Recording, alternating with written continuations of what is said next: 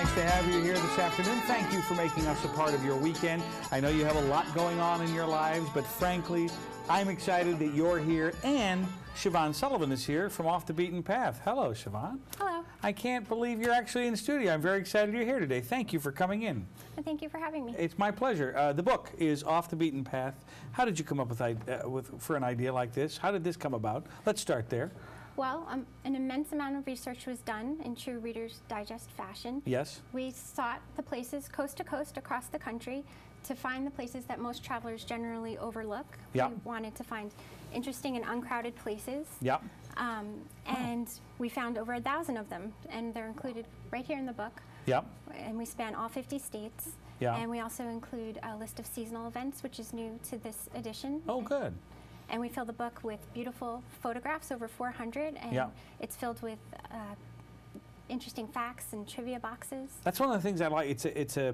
I don't want to say it's a short read, but it's a very easy read.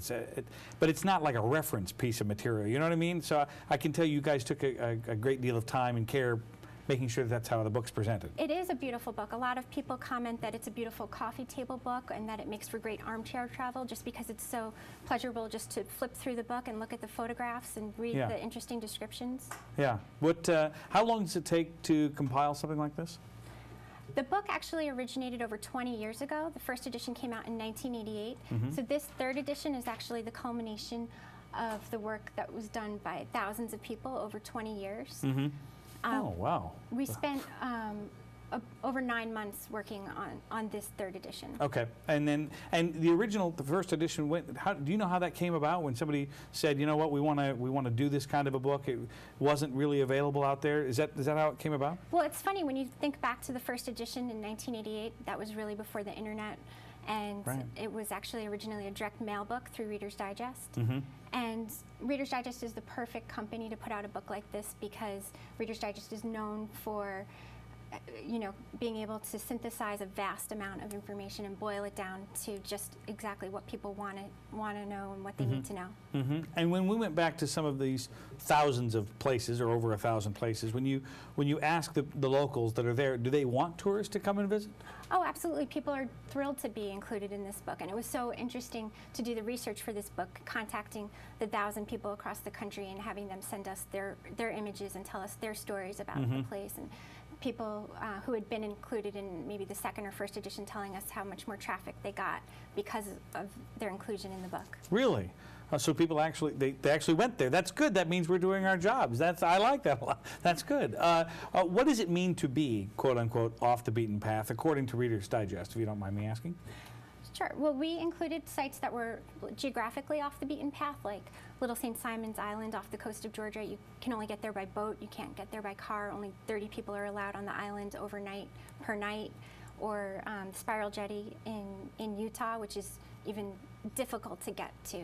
And we also included sites that were off the beaten path in the sense of having an unusual appeal. So we have sites like the Cloisters Museum, which is actually in northern Manhattan, but because it focuses on medieval art and architecture, it's got less of a mainstream appeal. It's a beautiful place to visit, even if you have no interest in medieval art and architecture. Beautiful. It's just an experience to be there. Yeah, I agree with that. To walk through the gardens.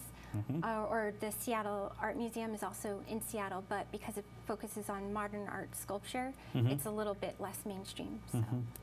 And I know you touched on this earlier, but how do you set out to make a book like this? I mean, how do you, would somebody get in the car at Reader's Digest and say, you know what, we're going to drive to someplace and say, this is pretty off the beaten? Is that how that worked, basically? Well, I wish, being the editor, I wish, that I could have spent years traveling the country. But, actually the way we did it was we contacted every single state tourist bureau and we asked them for recommendations.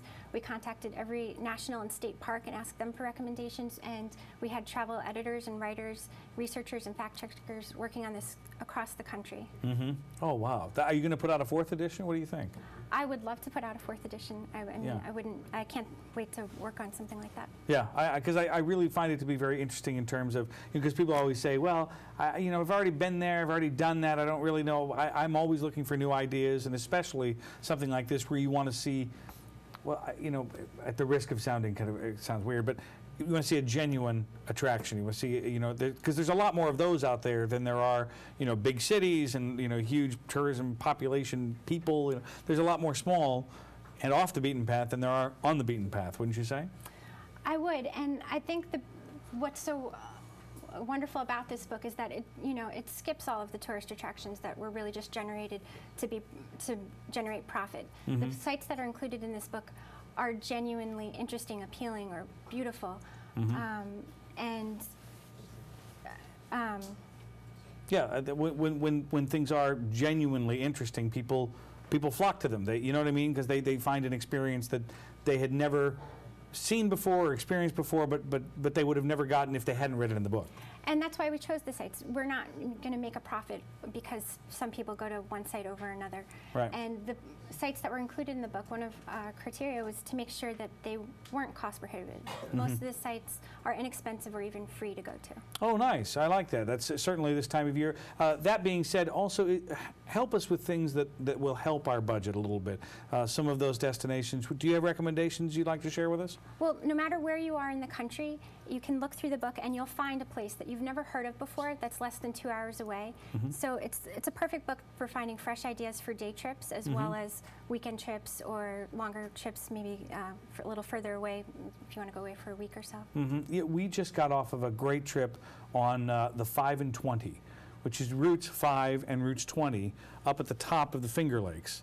That spans from, you know, kind of like, I suppose Batavia over to like Skinny Atlas from be west to east.